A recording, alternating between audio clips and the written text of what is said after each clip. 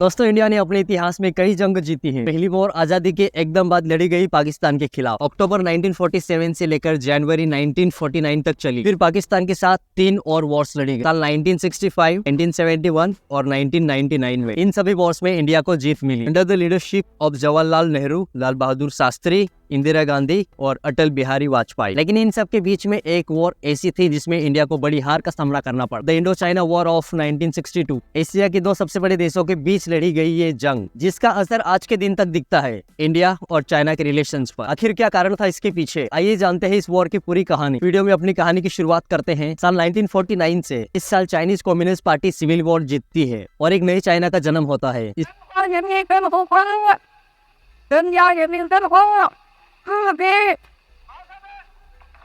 इसके लीडर बनते हैं माओ जेडोंग। साल 1947 में इंडिया को आजादी मिलती है ब्रिटिश राज से और देश के पहले प्रधानमंत्री बनते हैं जवाहरलाल नेहरू। दोनों ही देश यहाँ पर काफी नए थे और यंग थे और आज इमेजिन करना कितना मुश्किल लगता है, लेकिन उस समय में इन दोनों देशों के बीच में कोई दुश्मनी नहीं थी, उल्टा एक दूसरे की ओर दोस्ती के हाथ बढ़ाने के कई कारण थे। साल 1954 पंडित जवाहरलाल नेहरू बीजिंग जाते हैं एक दौरे के लिए और उनका तालियों से स्वागत किया जाता है। बहुत सी एक्चुअल फोटो मौजूद है इस ट्रिप की, आप बड़े आराम से देख सकते हो।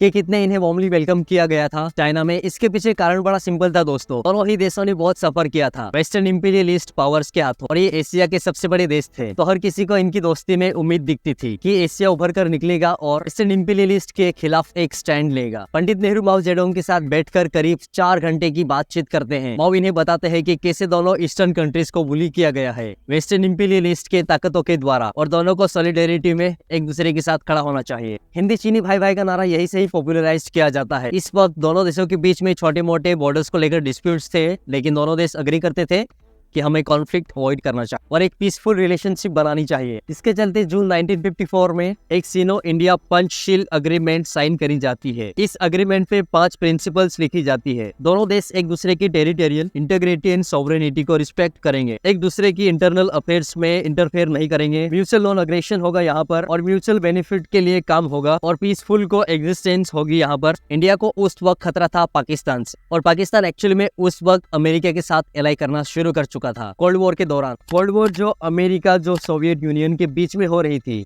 पंडित नेहरू एक न्यूट्रल स्टांस रखना चाहते थे, लेकिन पाकिस्तान जब अमेरिका के साथ एलाई करेगा तो इससे पाकिस्तान और पावरफुल बन रहा है। इसलिए नेशनल इंटरेस्ट को ध्यान में रखते हुए पंडित नेहरू ने सोचा चाइना के साथ यहाँ पर एलाई करना सही चॉइस होगी। उन दिनों चाइना के सरकार के इंचार्ज थे जो एनलाई, इन्हें चाइनीज प्रीमियर कहा जाता है। ये चाइना में 2nd हाईएस्ट पॉलिटिकल पोस्ट है। माओ जेडोंग ऊपर और जो एनलाई उनके नीचे। ये साल 1956 तक बड़े आराम से ओपनली कहते थे कि इंडिया पर कोई क्लेम नहीं है किसी भी इंडियन टेरिटरी पे। चाइनीज नक्शों में अक्सर 120,000 square kilometres Indian territory China का हिस्सा दिखाई गई थी। जब जो एनलाई से इसको लेकर सवाल किया जाता था तो वो कहते थे कि नक्शों में कुछ गलती है। फिर उनको एक दिन अचानक से लगता है कि इंडिया इंटरनल मैटर्स में इंटरफेयर कर रहा है चाइना के और आगे कैसे तनाव बढ़ता है इन दोनों देशों के बीच। उसकी बात करने से पहले आइए एक बॉर्डर्स पर नजर डालते हैं। इंडिया और चाइना 4000 किलोमीटर की बाउंड्री शेयर करते हैं एक दूसरे से। उसे 3 सेक्टर में डिवाइड किया जाता है। पहला है western sector Jammu and Kashmir में, ये 2150 किलोमीटर का बॉर्डर है। इसका एक बड़ा हिस्सा चाइना ने ऑक्यूपाइड कर रखा है, इसे हम अक्साई चीन करके पुकारते हैं। इसके नीचे आता है middle sector 625 kilometre boundary line, जिसमें कोई कंट्रोवर्शियल नहीं है इतनी। हिमाचल प्रदेश और उत्तरांचल एक बॉर्डर को शेयर करते हैं और यहाँ कोई ज्यादा कॉन्फ्लिक्ट नहीं होता। तीसरा है ईस्टर्न सेक्टर, जिसमें सिक्किम के साथ बाउंड्री आ जाती है और अरुणाचल प्रदेश के साथ बाउंड्री आ जाती है।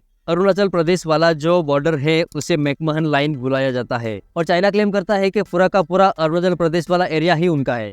वैसे उस वक्त अरुणाचल प्रदेश की कोई स्टेट नहीं एग्जिस्ट करती थी, पूरा एरिया असम स्टेट के अंदर ही आता था। अरुणाचल प्रदेश को सिर्फ 1987 में ही फॉर्म किया गया था। साल 1826 में ब्रिटिश ने मणिपुर और असम में बर्मीज को हराया था, पहली एंग्लो बर्मीज वॉर में। इसके बाद ये एरिया ब्रिटिश राज के अंडर में आ गया। उन दिनों ये ब्रिटिश राज नहीं चाहता था कि ये टेरिटरी चाइना के हाथों चली जाए, तो साल 1914 में एक कॉन्फ्रेंस बुलाई जाती है ब्रिटिश के द्वारा शिमला में। इस कॉन्फ्रेंस में ब्रिटेन, चाइना और तिब्बत तीनों के रिप्रेजेंटेटिव्स मौजूद होते हैं। इस एग्रीमेंट की जिसके तहत एक बॉर्डर बनाया जाता है और यहीं से ही मैकमहल लाइन निकल कर आती है। इंडिया को भला क्या प्रॉब्लम थी इस मैकमहल लाइन से? हुआ क्या कि साल 1947 में आजादी मिलने के बाद इंडियन मिलिट्री ने उस एरिया में पेट्रोलिंग करना शुरू किया। इंडिया चाहता था कि एक्चुअल बाउंड्री जो है वो नेचर के हिसाब से डिसाइड करी जाए। हिमालय की सबसे ऊंची पहाड़ियां को बॉर्डर्स की तरह इस्तेमाल करनी चाहिए ताकि नेचुरल बॉर्डर्स बन सके। जैसे कि कोई नदी बह रही है तो उसको ही बॉर्डर बना देना। इसीलिए इंडिया ने अपनी मिलिट्री पोस्ट को थोड़ा और आगे एक्सटेंड करना शुरू किया। ब्रिटिश ने एक प्रॉपर बाउंड्री बनाने की कोशिश की थी बट कुछ नहीं हो पाया।